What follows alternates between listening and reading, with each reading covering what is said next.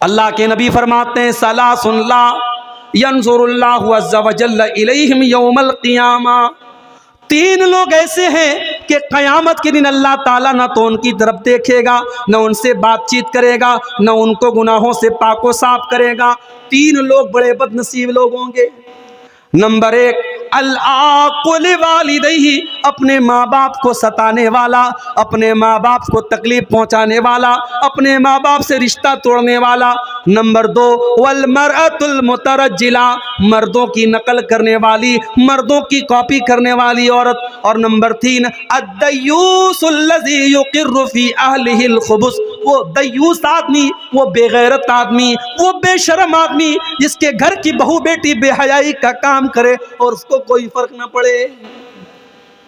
میرے بھائی، مردوں کے وہ اکبر الہ آبادی کا شعر ہے نا، بے پردہ نظر آئیں کل جو چند بیبیاں، بے پردہ نظر آئیں کل جو چند بیبیاں، اکبر زمین میں غیرت قومی سے گڑ گیا، پوچھا جو ان سے آپ کا پردہ وہ کیا ہوا، پوچھا جو ان سے آپ کا پردہ وہ کیا ہوا، کہنے لگی کہ عقل پہ مردوں کے پڑ گیا۔ یہ مردوں کی عقل پہ پردہ پڑا ہے۔ آج تو شادیوں میں کرسی پر بھی عورتوں سے زیادہ پردے میں تو کرسی رہتی ہے، کرسی بیچاری پوری کورڈ رہتی ہے، اور اس شادی میں آنے والی لڑکیاں اور عورتیں ان کے شریر نظر آتے رہتے ہیں۔ اور یہ شادی کس کی ہوتی ہے؟ مسلمان کی شادی ہوتی ہے۔ میرے بھائیوں، آج اگر ہم پر اللہ کا عذاب آ رہا ہے، ہم پر مصیبتیں آ رہی ہیں اور ظالم آج ہم پر حکمراں بنے ہوئے ہیں، تو اس کی کہیں نہ کہیں وجہ ہماری بدعمالیاں ہیں۔ اور علامہ اقبال کا بڑا سچا شعر ہے، وَذَا میں تم ہو نصارہ تو تمدن میں ہنود، یہ مسلمان ہے جنہیں دیکھ کے شرمائے جاؤ۔ تو اللہ کے نبی سے پوچھا گیا کہ سب سے بڑا گناہ کون سا گناہ ہے؟ آپ نے فرمایا ان تجعل للہ ندا وہو خلقک، سب سے بڑا گناہ یہ ہے کہ تم اللہ کے برابر کسی کو ٹھہراؤ۔ پھر پوچھا گیا اللہ کے نبی اس کے بعد سب سے بڑا گناہ کیا ہے؟ آپ نے فرمایا ان تقتل ولدک خشیۃ ان یطعم معک، دوسرا سب سے بڑا گناہ یہ ہے کہ تم اپنے بچوں کو قتل کرو اس ڈر سے کہ وہ بچہ تمہارے ساتھ کھائے گا۔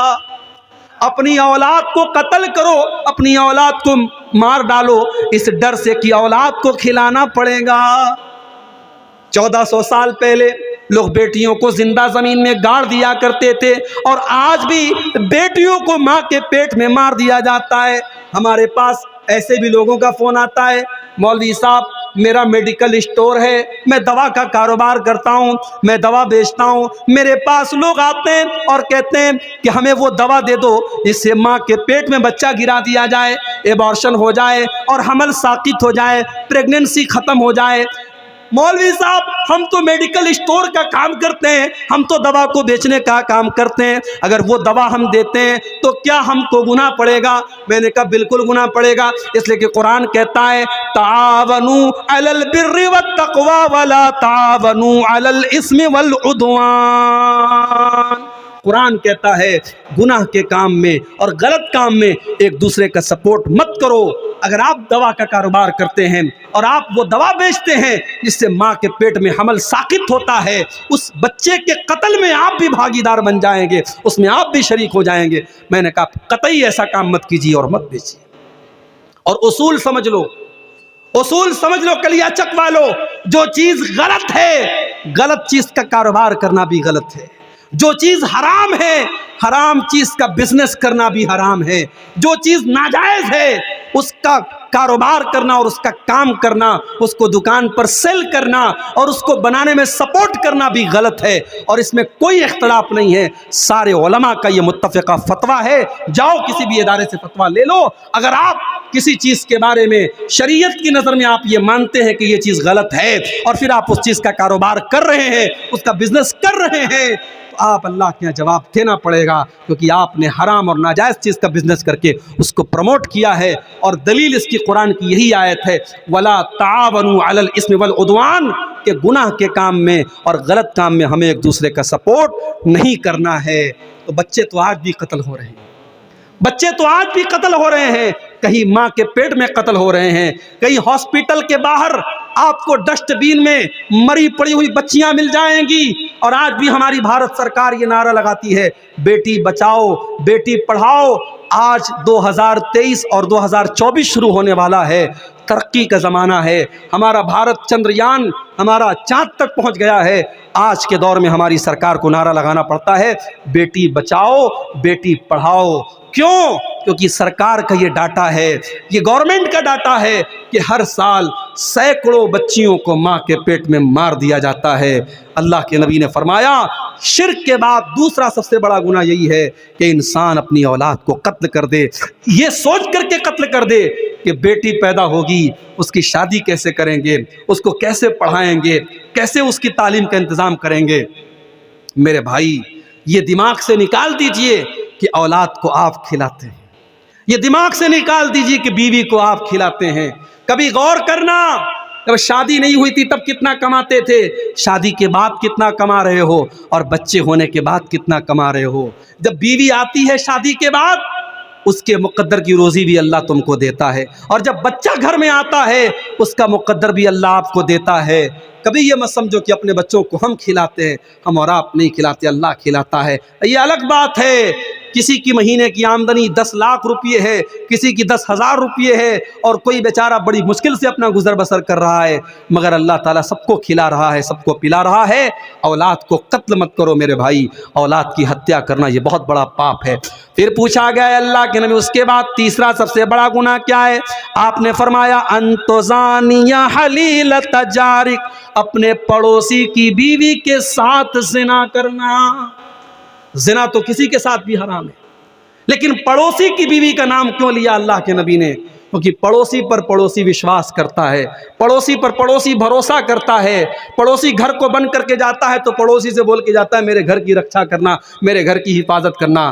پڑوسی کا بڑا حق ہوتا ہے میرے بھائی، اگر پڑوسی کی بیوی کے ساتھ اور پڑوسی کی بیٹی کے ساتھ اور پڑوسی کی بہن کے ساتھ اگر کوئی زنا کر رہا ہے تو یہ گناہ پر گناہ ہے، یہ بہت بڑا گناہ ہے۔ اللہ کے نبی نے اس کو تیسرا سب سے بڑا گناہ قرار دیا ہے۔